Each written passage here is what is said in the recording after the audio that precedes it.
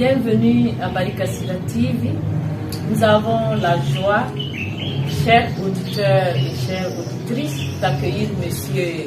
Joseph Kessiwende Beuro, juge au tribunal de grande instance de Kaya, Burkina Faso.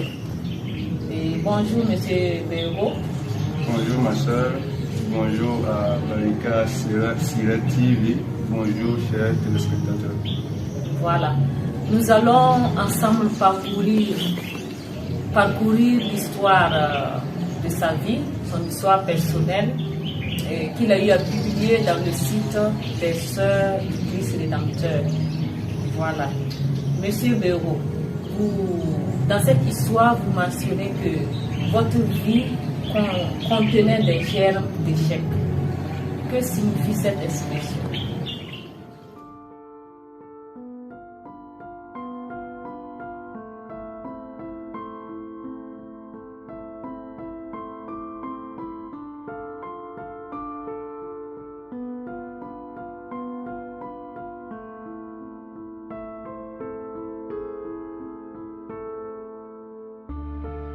Que signifie cette expression? Le terme ma vie contenait les germes de l'échec traduit la situation matérielle dans laquelle nous vivions. Elle était précaire et elle allait de mal en pis. Parce que quand moi je naissais, le papa n'avait plus ses yeux. Et 7 années plus tard, c'est la maman qui décédait. Donc, n'ayant pas de maman et il y a un père handicapé des yeux, la question ne se pose pas. La situation est difficile, on se demande qui va pourvoir à nos besoins alimentaires, qui va pourvoir à notre scolarisation. C'est cette idée que j'ai voulu traduire. Ok. Vous dites aussi que vous avez réussi d'un côté grâce au travail et de l'autre côté grâce à des parents combatifs. Et pour vos parents, le travail était très important, n'est-ce pas? Oui, évidemment, le travail était très important, tant pour la maman que pour le papa. Particulièrement pour le papa avec qui j'ai vécu plus longtemps, 15 ans environ. Lui, il aimait dire par exemple que le travail ne tue pas. Pour dire que bon, le travail a des exigences, le travail nous cause de la douleur, de la peine. Par exemple, se lever chaque jour le matin, aller au travail, c'est exigeant. Et aller au champ, trouver les chines du matin jusqu'à midi ou bien du matin jusqu'au soir même, ça cause la douleur. Mais ça ne tue pas. Et donc, il faut travailler.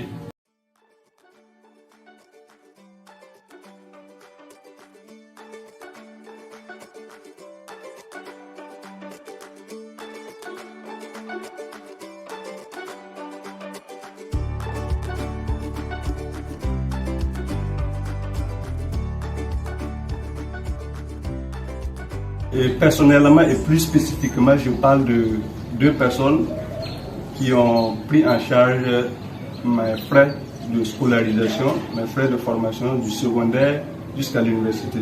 Il s'agit de la sœur Madeleine Lemoine qui était religieuse dans la communauté des sœurs religieuses à Salambore. La deuxième personne, elle ne veut pas que je mentionne son nom, son identité dans mon histoire, mais pour la première fois, je vais, avec tout le respect et toute la gratitude que je lui dois, je vais lui désobéir. Elle s'appelle Monique Roule, une Française qui connaissait la sœur Madeleine Lemoine.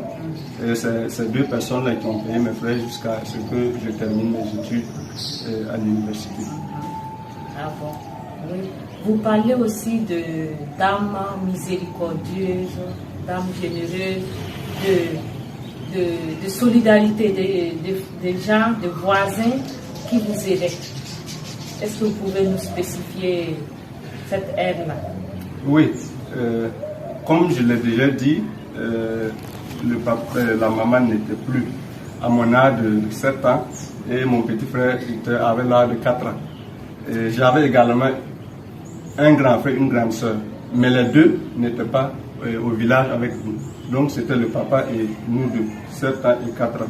Donc ça faisait que bon, à cet âge, on ne pouvait pas faire grand chose.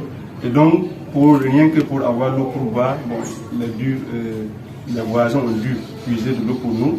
Et pour la cuisine aussi, des voisins et des parents ont dû laisser leur temps, prendre de leur temps pour venir cuisiner pour nous. Donc c'est dans ce sens que je dis que bon, vraiment nous avons bénéficié de la solidarité des voisins. C'est vraiment la solidarité. Oui.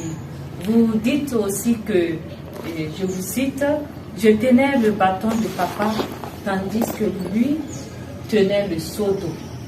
Et cela signifie que vous conduisiez votre papa handicapé des yeux. Qu'est-ce que cela signifie?